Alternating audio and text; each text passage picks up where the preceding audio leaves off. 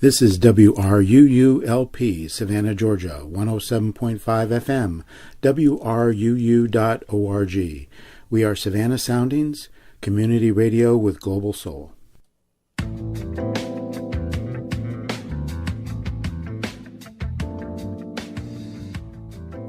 You are listening to One Human Nation with your host, Sandy Batiste.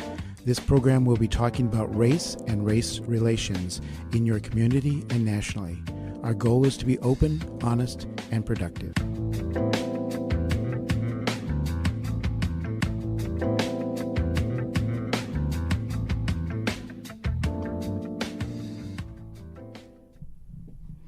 So welcome to the One Human Nation show. I'm your host, Sandy Batiste.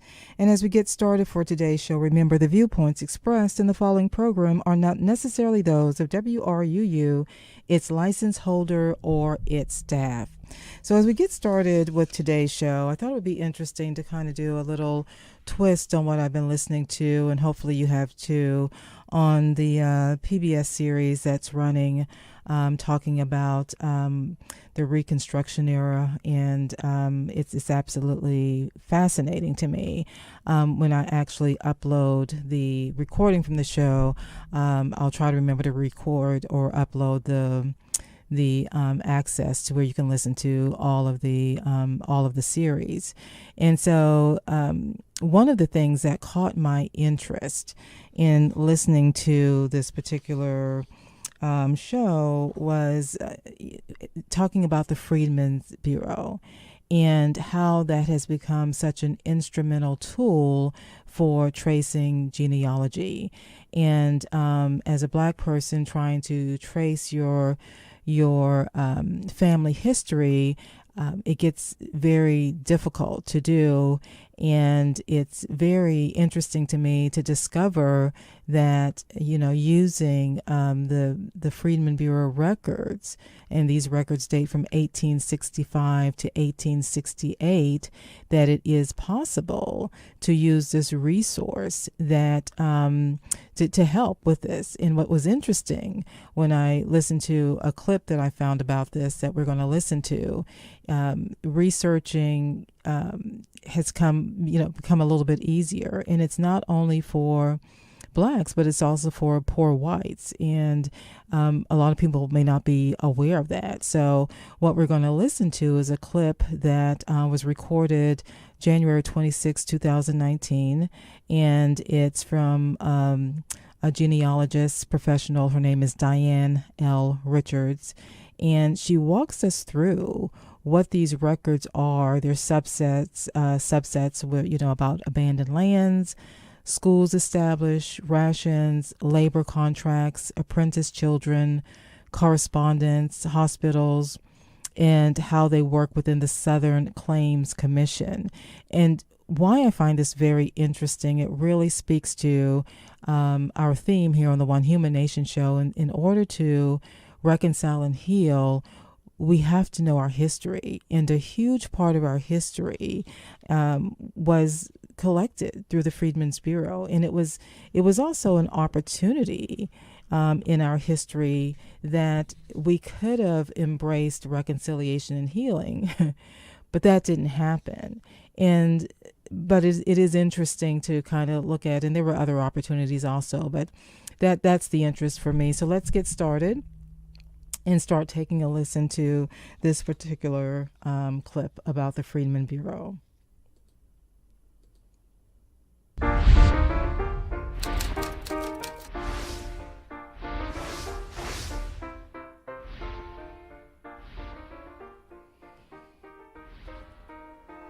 Would you like to learn more about your ancestors during the Civil War era? Today, we are going to learn about the resources found in what is commonly called the Freedman Bureau records. Keep in mind that while the Freedman Bureau records are great for African American research, there are a few whites listed in there as well. Officially called the Bureau of Refugees, Freedmen, and Abandoned Lands, this bureau was established in 1865 to aid in the reconstruction of the South following the Civil War. This bureau was to assist formerly enslaved persons to transition to a lifestyle of freedom. Along the way, the bureau maintained records of individuals it assisted, and many of those records are available and valuable to your family research. Hey, if this is your first time here, my name is Connie Knox. I am a lifelong genealogist, here to help you go further, faster, but factually with your family research.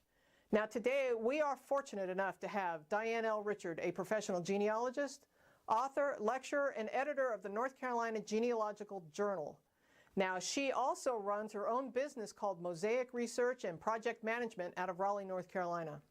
She's a busy woman, so we were fortunate the other day to wrangle some time with her to talk about the Freedman Bureau records and a little bit about the Freedman Bank records as well. We're going to get all of that going here in just a moment, but I wanted to remind you to subscribe and ring the bell so that you get notified each time we upload a video. Also know that I've added links in the show notes below of the items that we talk about in this interview, so sit back and relax and hear all about the Freedman Bureau records and what they can do to help you with your family research. And now, on to that interview with Diane L. Richard. Right now. So just to let you know, we're going to be taking some periodic stops to kind of digest what you're going to be listening to.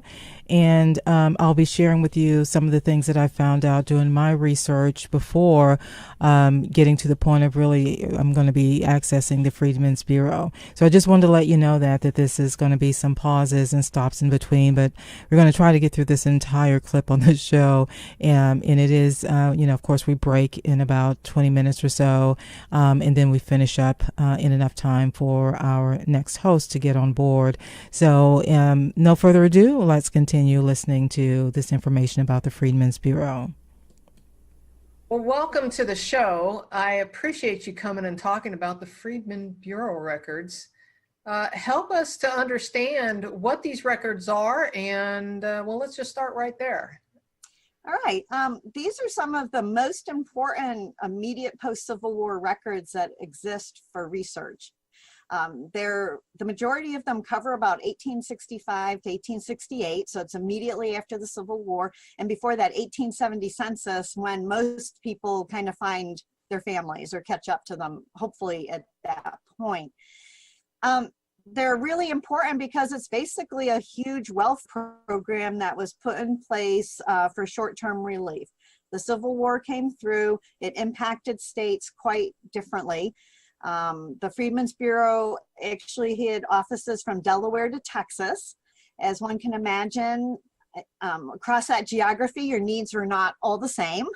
And it was really your southern states. A state like North Carolina was not terribly rich before the Civil War. Once the Civil War came through, it was incredibly poor across the state. And that's true for other deep southern states that the war really took it out of them.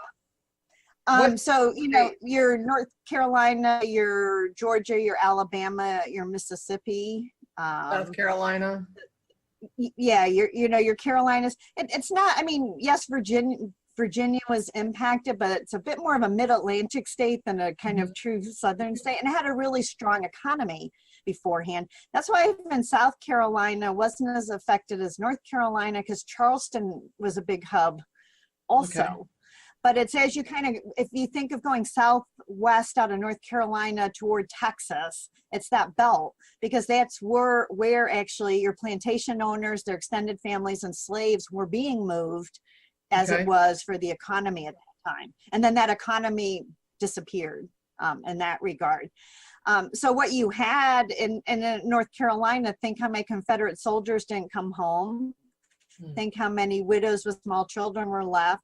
How many farms were destroyed and or did not have help to work on them. Think how many parents lost their sons to help manage their farms. So that kind of gives you a sense. And then you have this influx of all of a sudden, all of the freedmen, or those who had previously been enslaved, now looking to get off the plantations and start their lives as freed individuals around the state. But if you don't have crops on the ground and cattle there, what are you going to do, type thing. So the government literally stepped in, and it's called the Bureau of Refugees, Freedmen, and Abandoned Lands, but we always call it the Freedmen's Bureau to shorten it. And it provided a lot of services in that critical short time period to try to help the citizens get back on their feet after the destruction wrought by the war, both to the landscape, but also to the economies at that time, and also put resources out there so that those that had previously been enslaved could now also,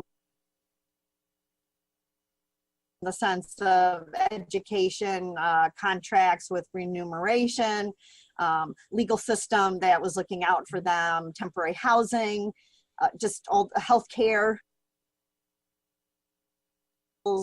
things along that line. So that's a huge component when I talk about the Freedman Bureau or consider it. And there is one other element that I know we'll talk about, which is abandoned lands, which is really very different element. That was really helping those who left the South or abandoned their land reclaim it after the war. So there's a lot of different record sets within the Freedman Bureau records, is that right? Yes, the Freedmen's Bureau records have a lot of different kinds of records. Now, part of it, because the Freedmen's Bureau came out of the War Department, you have to think big government administration. So one component is what I call correspondence, letters in, letters out. The guy running the department locally saying, I got your circular.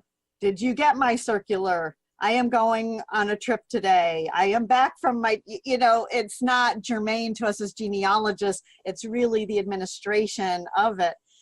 Once we get outside of those letters, and there can be some letters of value that are personal, you have a lot of records, many of which show up under miscellaneous category in these records, but they end up being things dealing with food, housing, schooling, medical care, U.S. colored troops, letting contracts. I might have repeated myself there.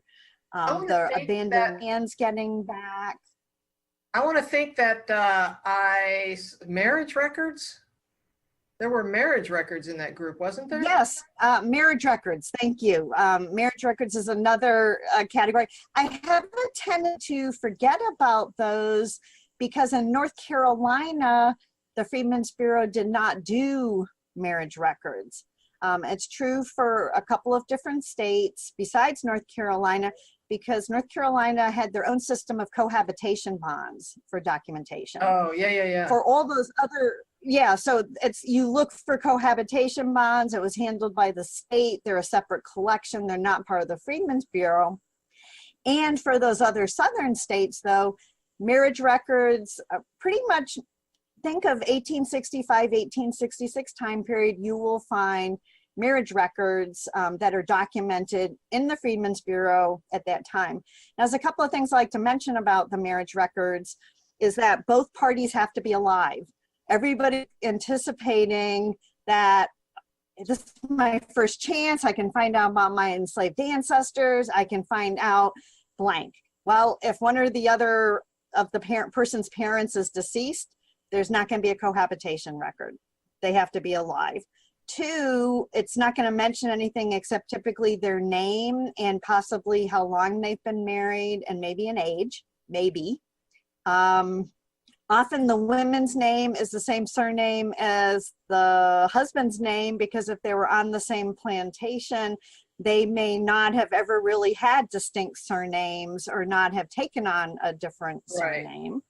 And what people forget too is you didn't have to register a cohabitation. Nobody was marching you down to the courthouse and saying, okay, you have to go in the courthouse, you have to register. Now, many wanted to register those unions. They wanted the acknowledgement of those unions that they had and that they were carrying forth into their life as freed individuals, but they weren't required to do it. So there's a lot of marriages that are not documented, whether you call it cohabitation bonds or the marriage records of the Freedmen's Bureau, and that's just something for people to be aware of. Well, we're going to take a break right now, and when we come back, we're going to talk about a little bit more about some of the other record sets that are within the Freedman Bureau, right when we come back. Hey, I hope you're enjoying watching Genealogy. So we're going to take a pause right here because I think it's interesting when they start talking about marriage records and realizing that this time period that there was a very good possibility that that was not something that was recorded for African Americans. And, I did not know anything about cohabitation and what that meant and how some of that varied from state to state. And so what I'm going to do is try to forward this clip along so we can pick up to the next section without listening to the advertisement part. So let me see if I can get that forwarded. But before I do that, I do want to have, before I forget about this, there's one other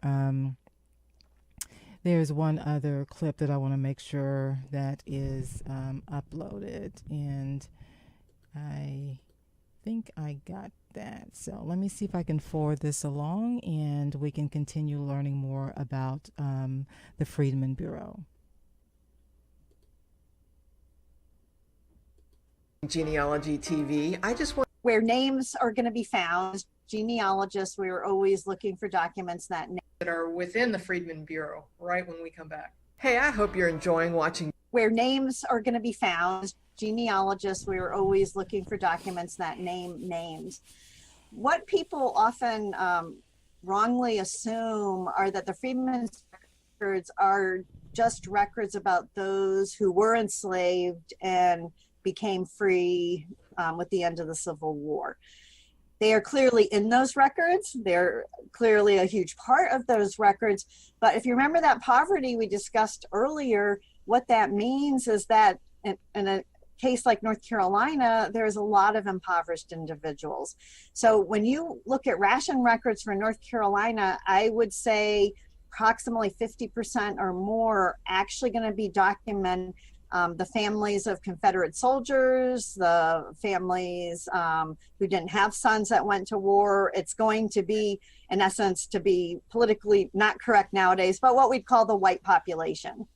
That's who's going to be documented. So these records are important to everybody who's researching their ancestors right after that Civil War ends, because there's a very good chance they're receiving rations because those crops had been destroyed. Their farms had been mutilated. And so ration records, they're issued in just about every office in the state like North Carolina. Ration records are a very short-term relief. People basically got pork and corn. So they got so many pounds of it based on how many individuals were in their family. The ledgers often will not name who's in the family. They'll identify that it's 3 adults and 2 children.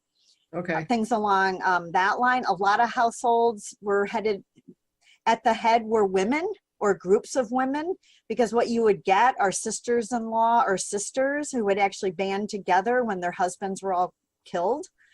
And come together and pool their resources into one household, etc. And basically, to get rations, you had to be poor, destitute, feeble, disabled, etc. So when you look at ration lists, they are the most color-free records in a sense in this collection, because you can look at each list, and even if they're identified as white or colored, it's all the exact same circumstance driving everybody to come and request ration records.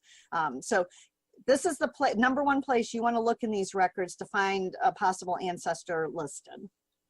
All right, good to know. So in the ration records, so they don't really specify any relationships between people. It's just listing. It's kind of almost like a census listing how many people are there. Yes, that's exactly the way to think. It's an enumeration that took place in that community. It's typically going to be a white list and a colored or black list that exists in a community. Now, sometimes you will find some pleasant surprises in some of them. There's a list that comes out of Raleigh that actually what it does is it lists the previous slave owners, which that's invaluable the only ration list I have directly come across so far, because you can imagine I kept looking after that. You find a gem, you want to find more of them, but I only was looking mostly across North Carolina, so something similar could exist in other states. But there's a ration list I came across, and it literally listed the individual's names and who their former plantation owner is.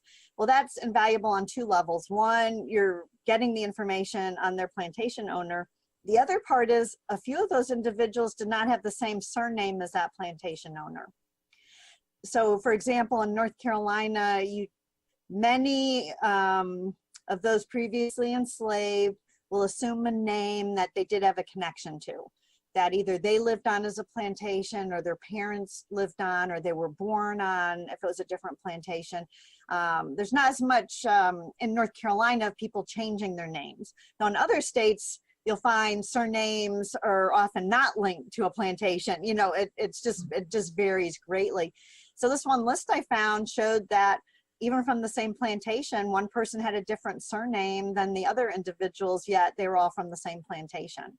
Well, that just, you know, that gives you a new place to start where you wouldn't have, you would have struggled to find that information in any other document. So tell me about the, I see in your slides here that you've got established schools. Yes, one of, education was not really a factor during the years of enslavement. And it was, in fact, we could say, go so far as to say it was actively discouraged. They did not want slaves to be empowered. So education was not occurring except the down low, you know, if somebody could sneak it happening at a certain level.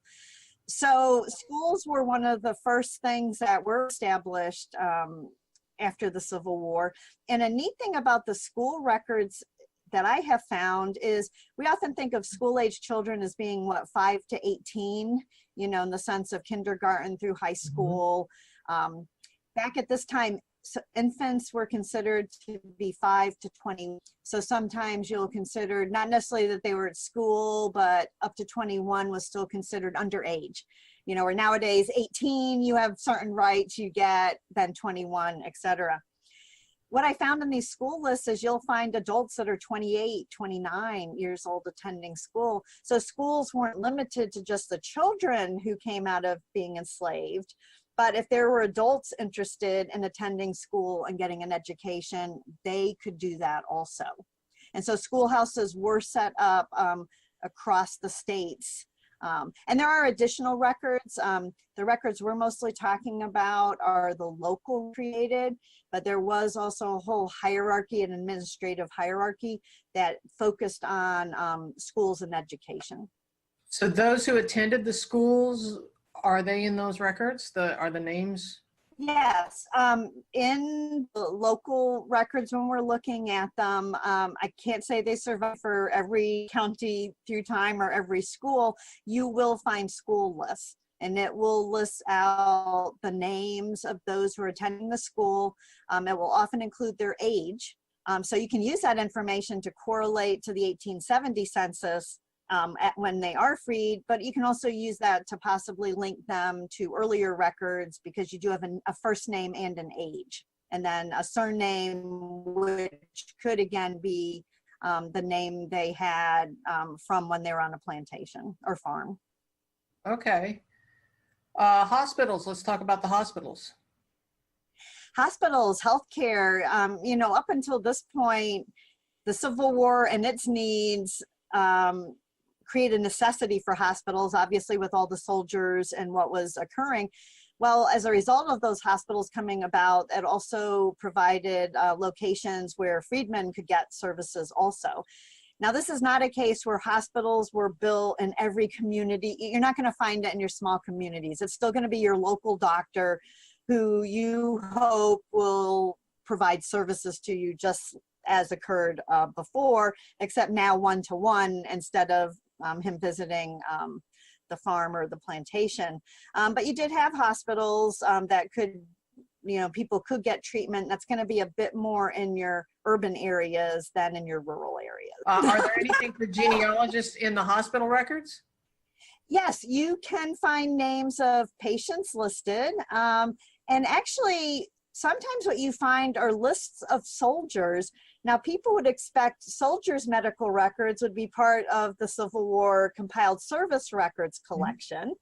What I have discovered is that some of these hospital records that survive are listing some of the occupation troops that came into the state to help, ensure safety across the state. So I was tracking a hospital, and I kept going, where are these soldiers from? I know what unit they served in. I know exactly all this alphabet soup of their service. I eventually found out it was a New York regiment that was serving. And so they were in the hospital, and it listed out why they were in the hospital. As with all medical records, though, be careful if you're squeamish, because they'll tell you exactly what those individuals were being treated for. And many moms and wives and girlfriends would not necessarily want to know. In all the gory detail, huh? Yeah, gory detail, and some diseases we don't associate with flight company, shall we say. Okay. I see on your list here, apprenticed children and labor contracts. Yes, even before the Civil War ends, you have a large population of white children, but even more free persons of colored children who are being apprenticed. And typically apprenticing came about because the community did not want to support that child. So a way not to support them directly was to have somebody take them on as an apprentice. There would be an agreement for that apprentice, which would incorporate education, how they have to be educated, what trade they're going to learn, clothing, food, possibly education, etc. Well, the Civil War comes through. Well, you still have children being orphaned.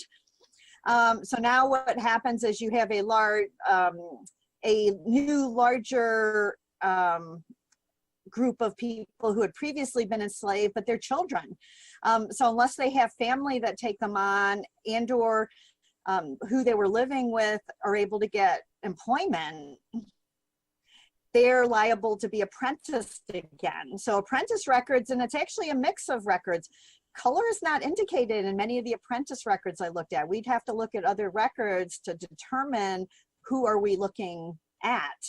Interesting. In terms of race, because again, you still had, white children who their fathers were killed in the army, and then their mothers died in childbirth or something.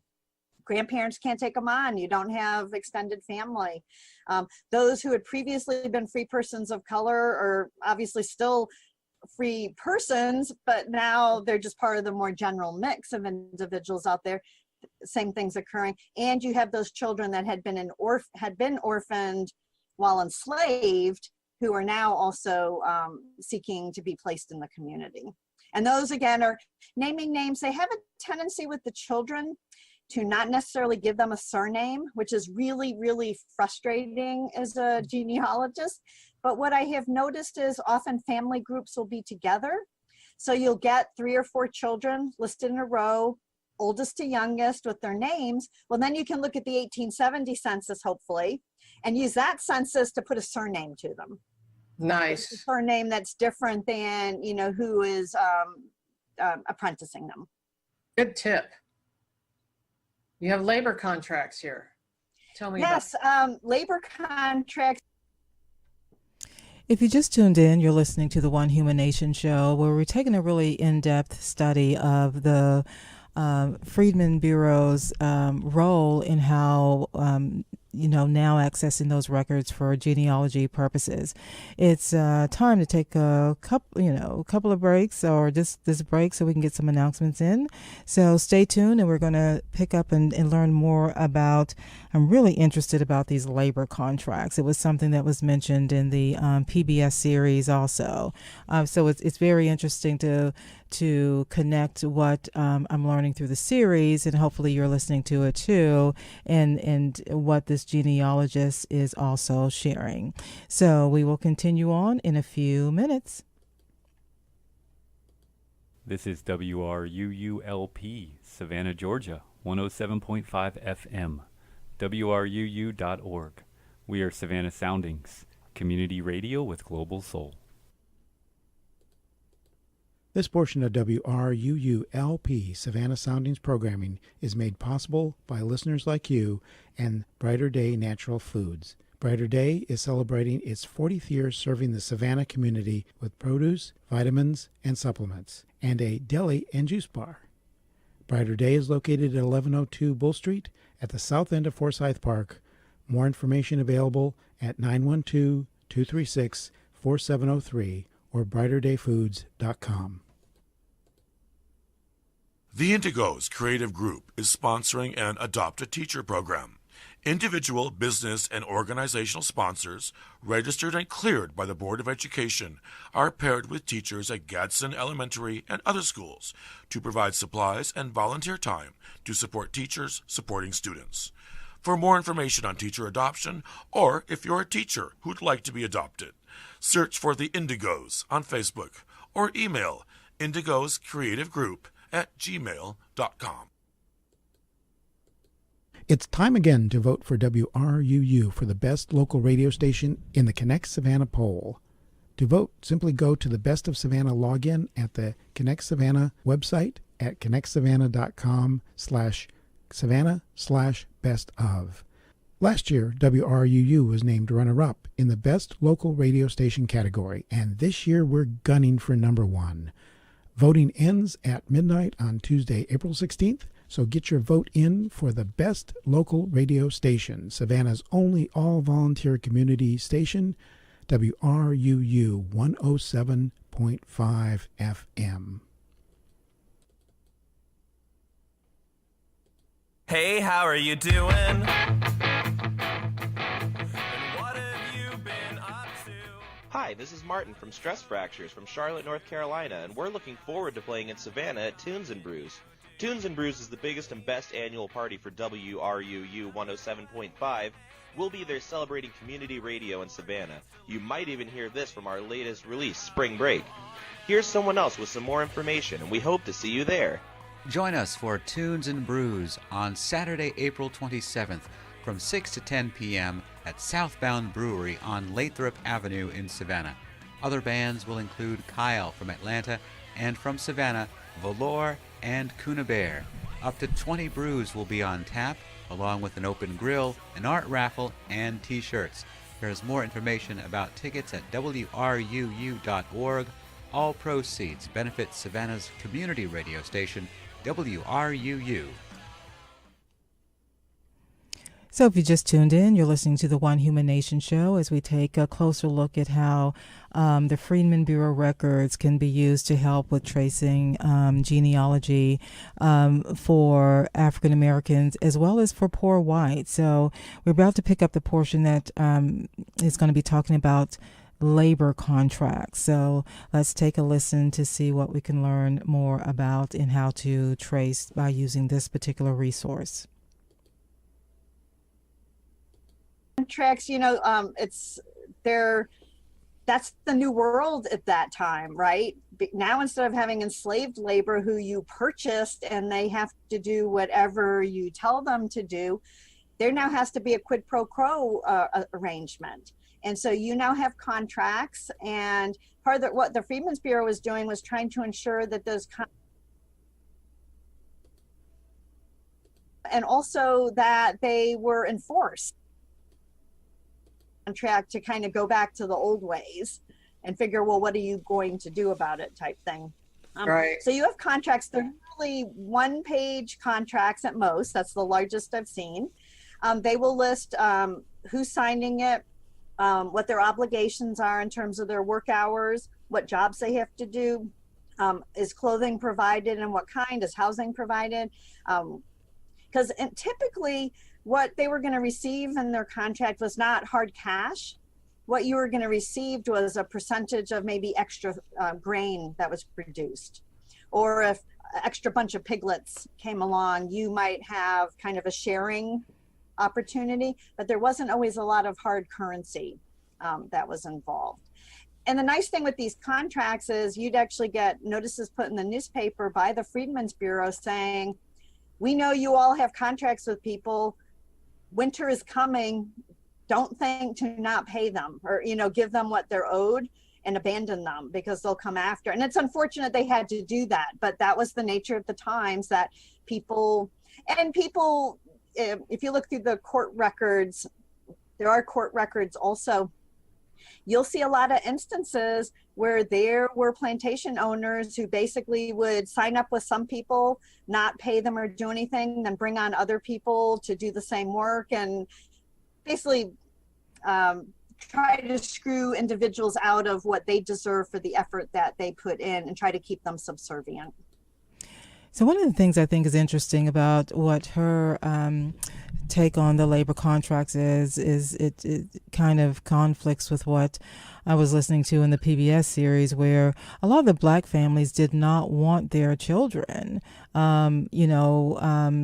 in these labor contracts because they knew they were going to be abused sexually. They're going to be taken away from their parents. They weren't going to be able to be protected.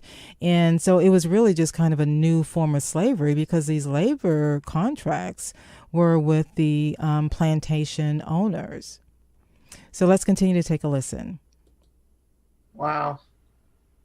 That's sad. It's sad.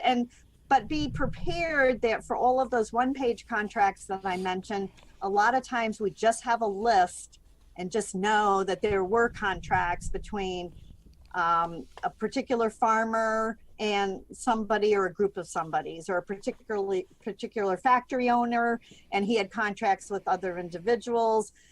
We might not get any of the details except knowing who, when, and where. And then we'll have to use other records to see if maybe those businesses or farms left records that might tell us a bit more.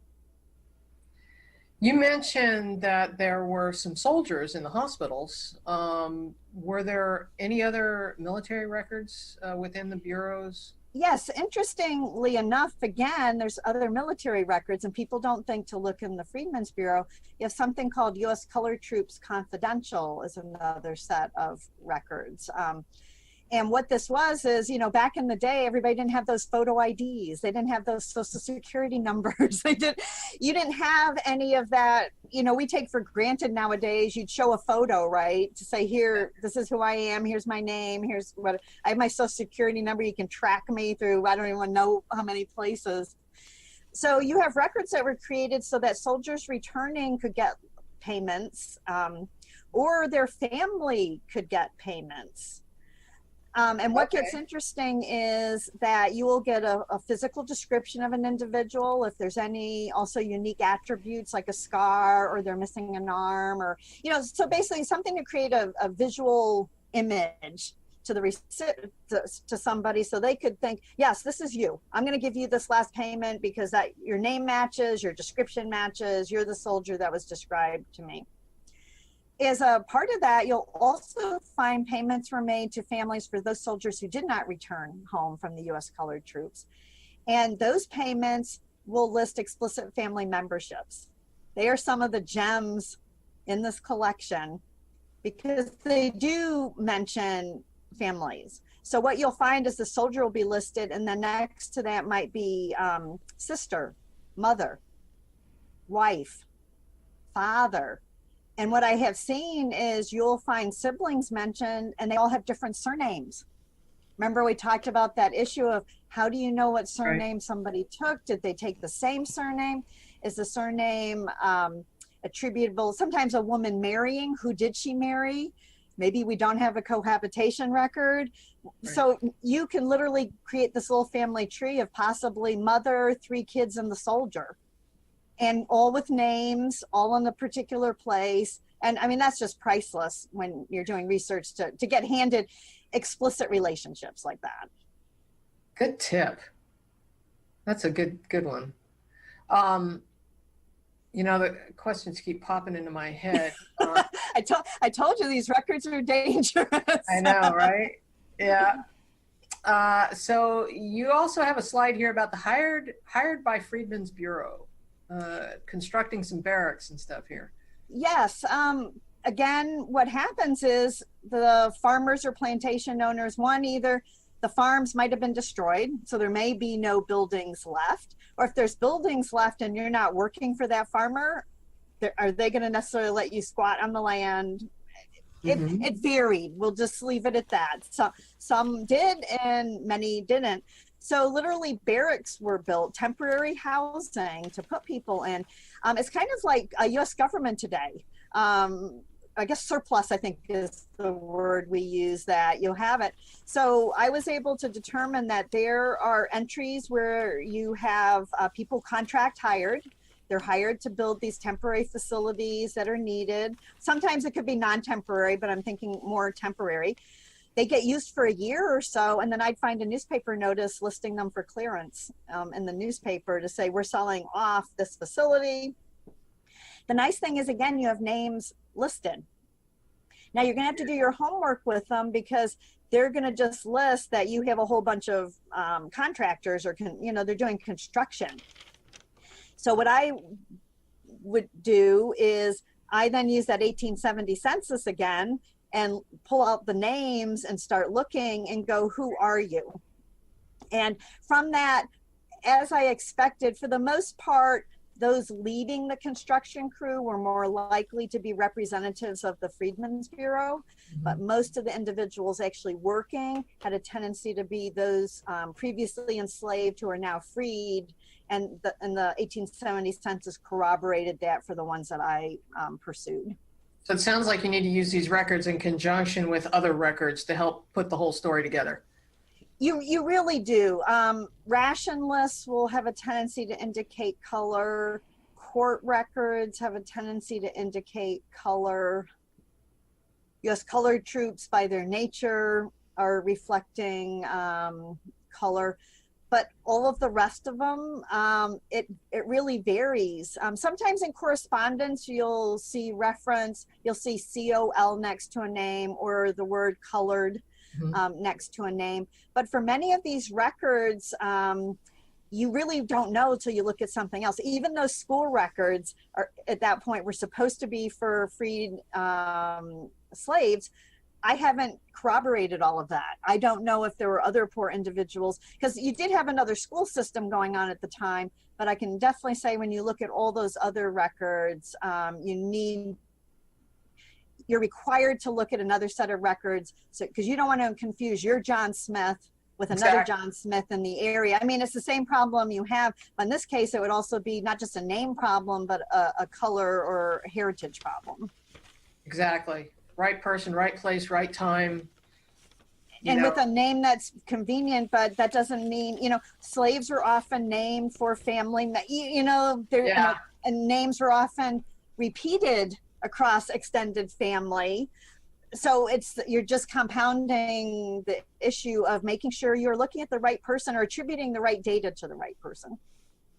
Now, you mumbled something earlier about land records, which we didn't actually pull a slide for, but yes, abandoned lands. It's part of the title of it.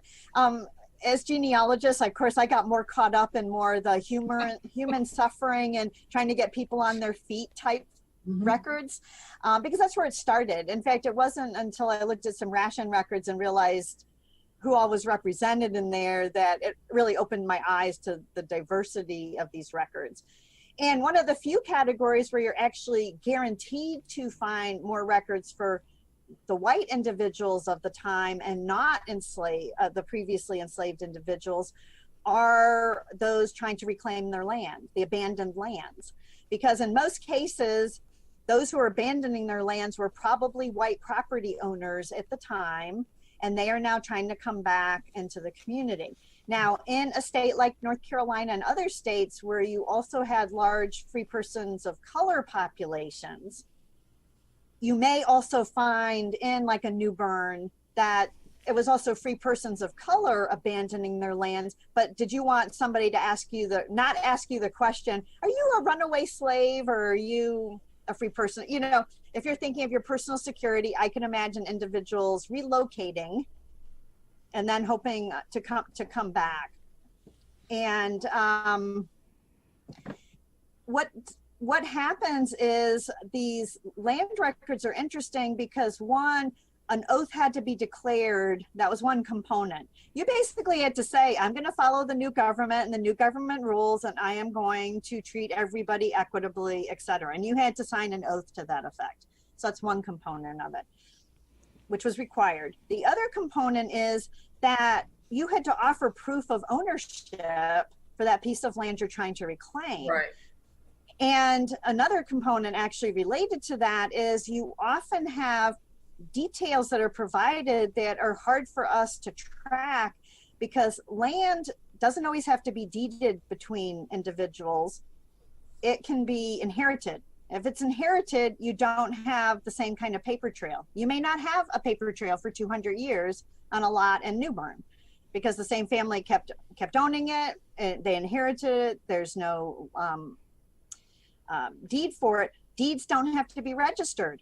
So even if you did purchase it from somebody you don't know, a stranger, that lot in New Bern, you may not have a deed because you guys never registered it, because you did a handshake and an exchange of money.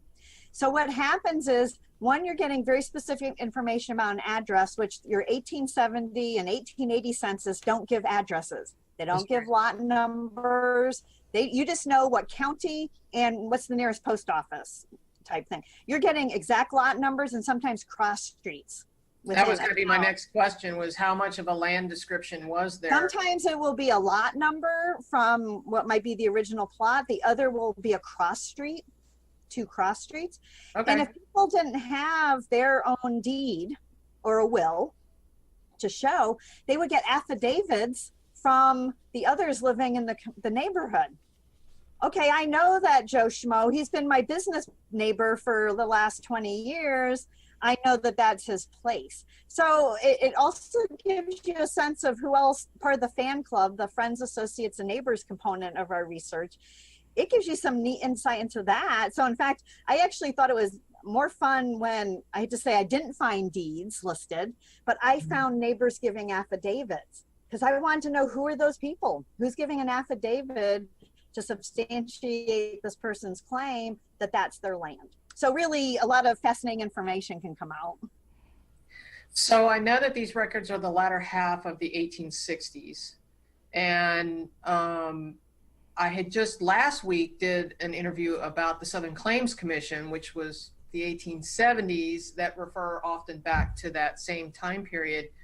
Do these records intermingle at all with the Southern Claims Commission, or are these completely separate? They're completely separate. It was a completely separate entity, completely separate purpose. Now, it doesn't mean you won't find people named in both. For example, you might find a farm owner, and I say plantation just meaning a bigger farm, but North Carolina, very few of them were huge. We're not talking hundreds and hundreds of the people enslaved. We're often talking less than 10 in many cases. They might be on a contract, so they do a contract with those previously working on their plantation. They now have a contract. They might then go to the Southern Claims Commission, though, and go, my slave Joe helped build your road for you. I want to get the money back for that slave Joe now. Or somebody took 3 of my horses. I want to get, remuneration for that. Now, the thing with the Southern Claims Commission is you're always going to get more union side payments reimbursed. Good point. You're not going to get as many Confederate, but people applied. So the value isn't whether they got their claim, whether it was allowed or rejected, as we say. It's that they made a claim, and actually, and those enslaved are mentioned in those claims. So we do want to look at them, but like you said, they're a slightly different time period, and their focus is different. But you will find people that are listed in both sets of records, because they're covering a fairly tight period of time, and it's going to be a lot of the same people involved. Well, I love this as another option to bridge the gap between census records. I'm always trying to point that out. So in this case, between 1860 and 1870 for the Freedman's Bureau records. Definitely. And that's actually, when I'm giving this talk, I say that's true for everybody. It's not just for those who are enslaved, it's for everybody, because the end of the Civil War really changed the economy of states. And it was a mess. it was a mess. And though more people probably moved after 1870 to link up to other people, for economic opportunities, etc., you already had, as the Civil War ended, people in motion and moving.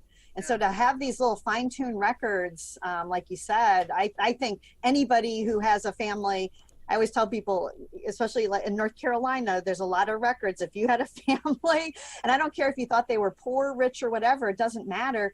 I would look at these records, because especially if you can't find them in 1870. Now, did all these records survive? Like with any record group, you had a lot of sub-offices passing information up to a higher level, a regional or state level office. You had offices coming and going.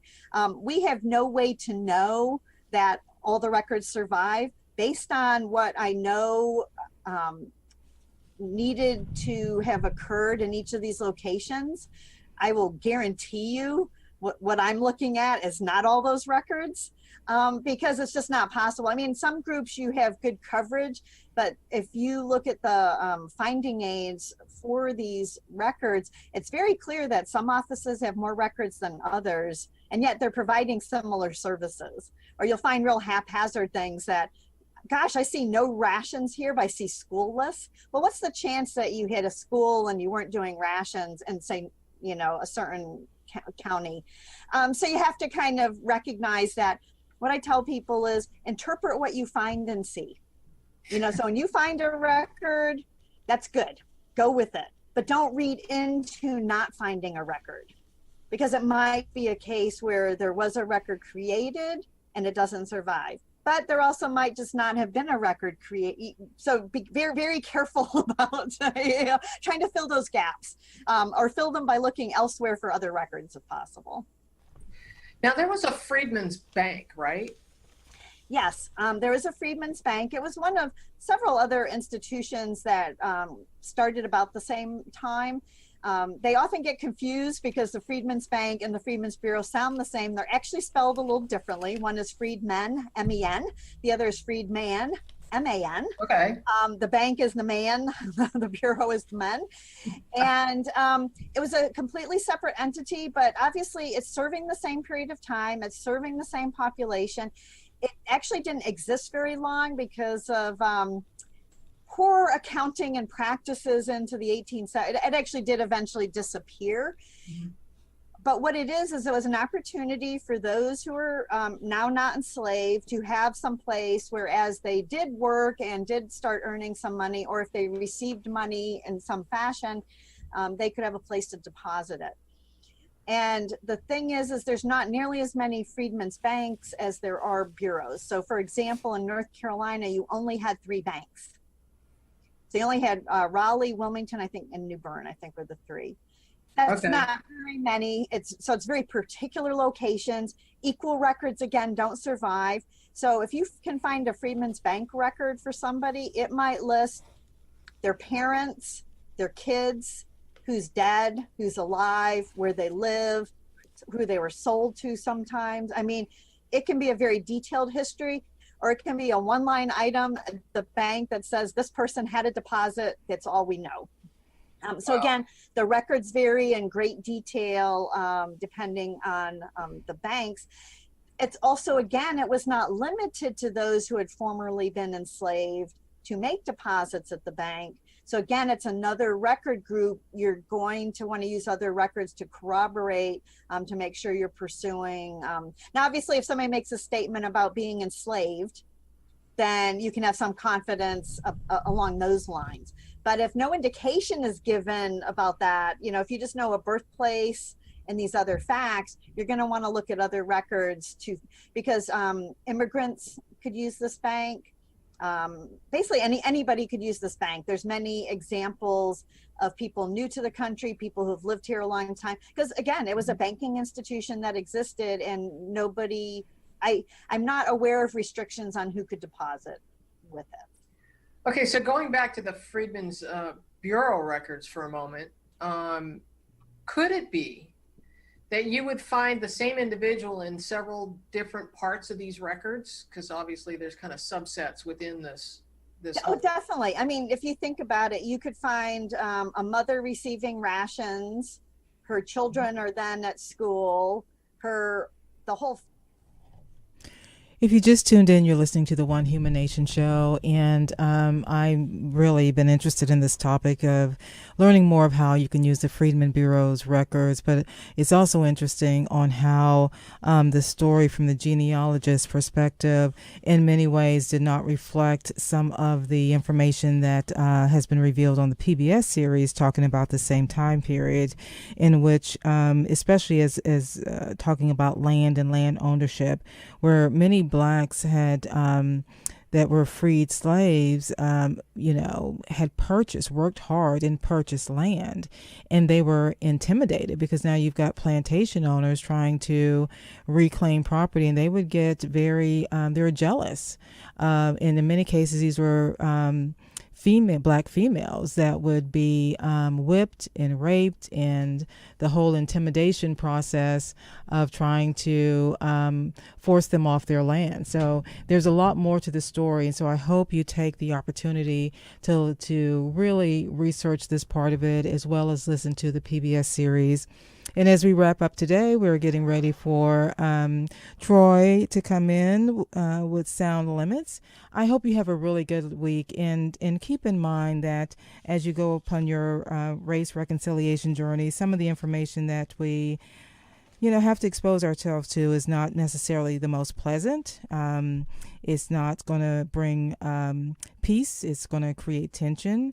And I also want to express, as we end today's show, that the viewpoints expressed in the preceding program are not necessarily those of WRUU, its license holder, or its staff. So have a fabulous week, and we'll see you at the next show, or hopefully you'll be tuning in to the next show.